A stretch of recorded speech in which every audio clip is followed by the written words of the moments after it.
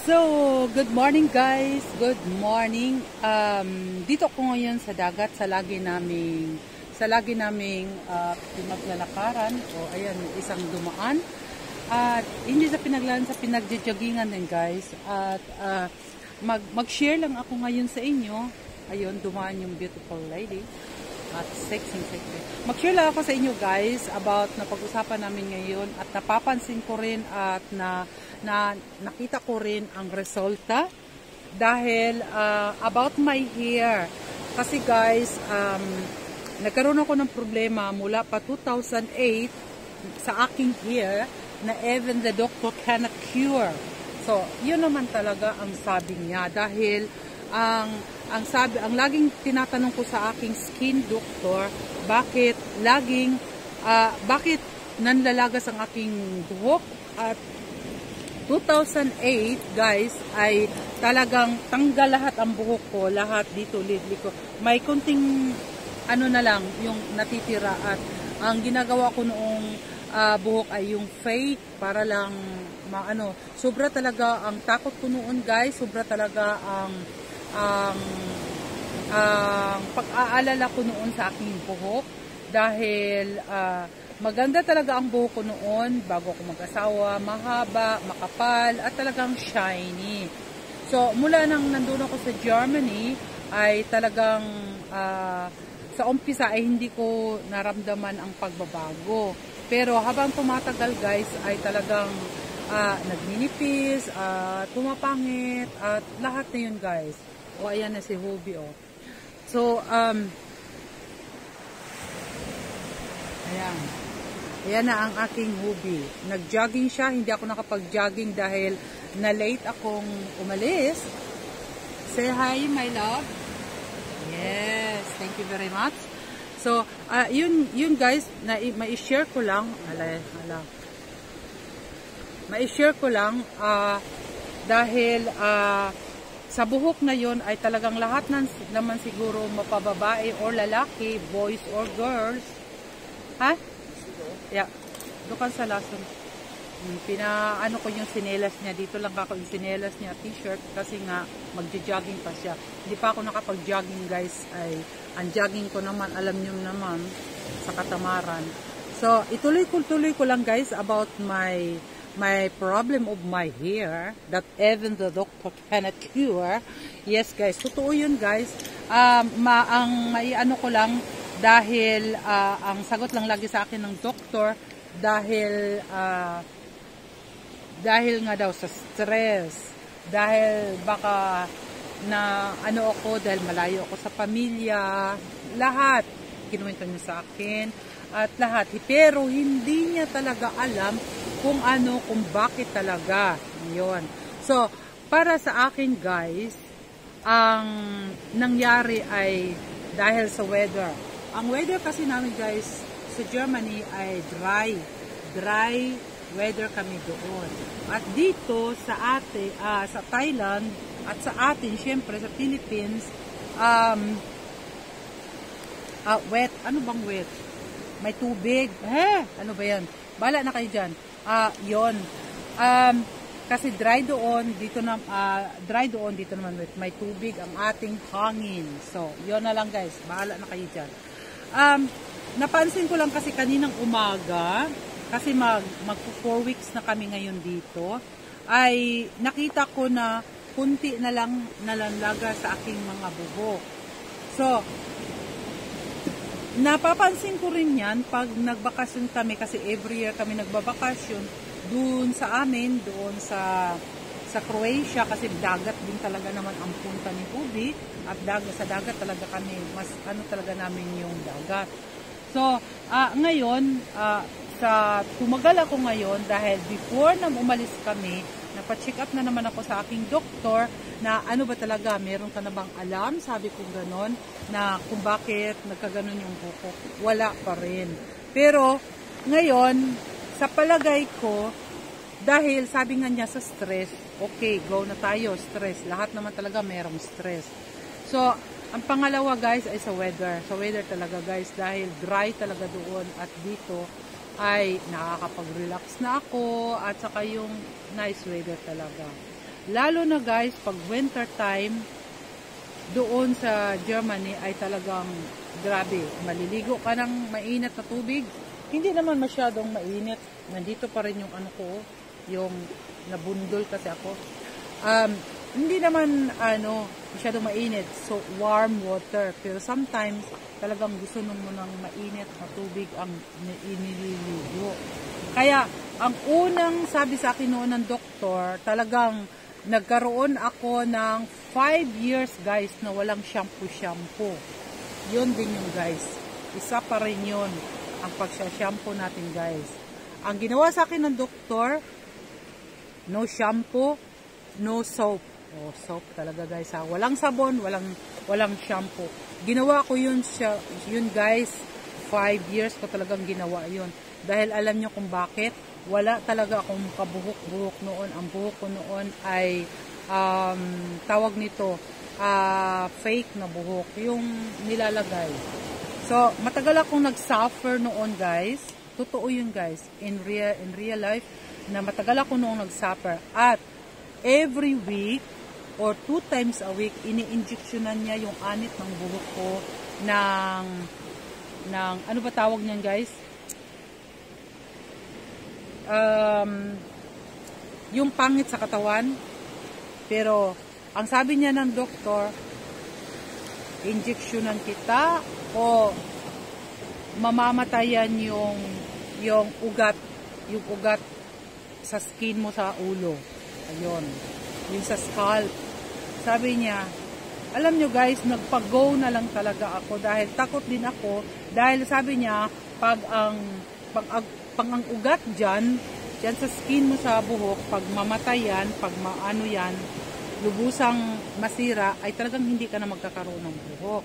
So, ang nangyari noon guys, mula 2008 hanggang after 5 years, injection ako ng injection guys. Ang mukha ko noon guys, parang lubong-lobo. Ewan ko kung sino yung, pero hindi pa ako noon hindi pa ako nagwa-white noon. Lubong-lubong mukha ko at talagang, ano ba in-injection sa akin? Yung parang, yung pangit sa katawan, yung matawag yun. Pero pangit ngayon sa katawan, ang katanungan kasi niya, gusto mong magkabuhok o talagang mawawala na talaga yung buhok mo. So, yung pinagtiyagaan ko talaga yun guys. 2 times a week kaming ini-injectionan yung anits. Isipin mo lang guys ha, pag ini-injectionan niya yan, umaano talaga yung dugo, yung at saka ang pangit-pangit. Sa dati kong cellphone, nandoon pa ata yung picture, pero ayokong talagang ipakita guys kasi napakapangit yung ano niya, yung pag in-injection ng skin kasi nilalagay doon yung gamot. Ewan ko kung pero hindi ko talaga ipapakita yun dahil talagang napakapangit at nakakatakot guys. Pero pinagtiyagaan ko yung guys at totoo yun. So ngayon guys, happy na talaga ako dahil at least naka-recover ako. Naka-recover ako guys. At masasabi ko lang guys, kung may mga problema kayo sa buhok niyo, sa mga may problema lang ha, ang masasabi ko lang yan, dyan talaga, ay yung nandoon na tayo sa stress. Everybody have a stress, di ba? So, ang pangalawa talaga niyan guys, ay sa weather.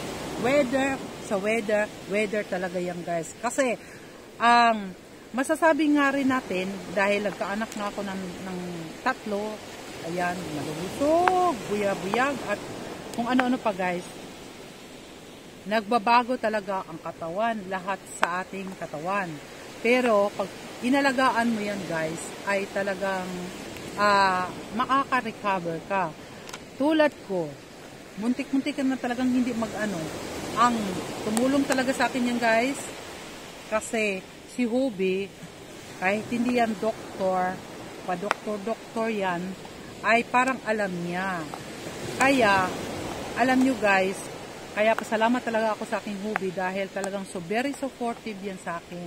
Pag nakita niya ako guys na nai-stress ako, parang parang nalulumbay, Ayan guys, ang ginagawa niya yan kagad, namamasyal kami guys. Pinapasyal niya talaga ako dyan, paikot-ikot doon sa amin tiran. Pasyal, tapos pag may holiday kami, dinadala niya talaga ako sa dagat. Ang malapit lang dagat sa amin doon guys ay Croatia, Croatia or Italy. Pero more siya ng Croatia kasi sa Italy parang ano niya doon sa Croatia kasi relax din doon si Ubi kasi kailangan niya relax. Salamat na lang talaga ako guys sa asawa ko dahil pag nakita niya akong stress, ayan, umaaryada na talaga yan. Pag nanahimik na ako sa bahay, talagang alam niya yan. Bawat kilos ko, bawat ano ko ay alam niya yan.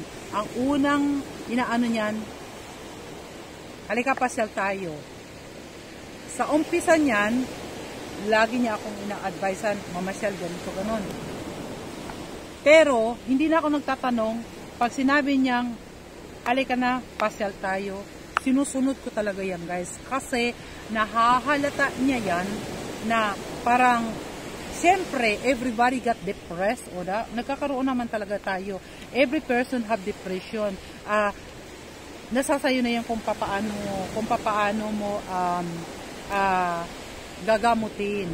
Ayan, gagamutin. So, yan si Ubi na yan, pag nakita niya yan, yun, gagawin niya kaagad dyan. Tapos, pag ano kami, bakasyon kaagad sa dagat. So, i-close ko na guys, mukhang mahaba na to at pabalik-balik na siguro ang pinagdadagdag ko. Ang masasabi ko lang guys about the hair is stress, weather, at saka sa kinakain natin. At isa nga pala guys, ang akala ko sa saging ay tawag nito about para magiging happy, ano ba tawag nito sa saging, nakalimutan ko na. Alam niyo yung saging naman, masustansya. Ang nalaman ko lang din ngayon guys ay para din pala sa hair. Ayun, maganda rin pala sa hair.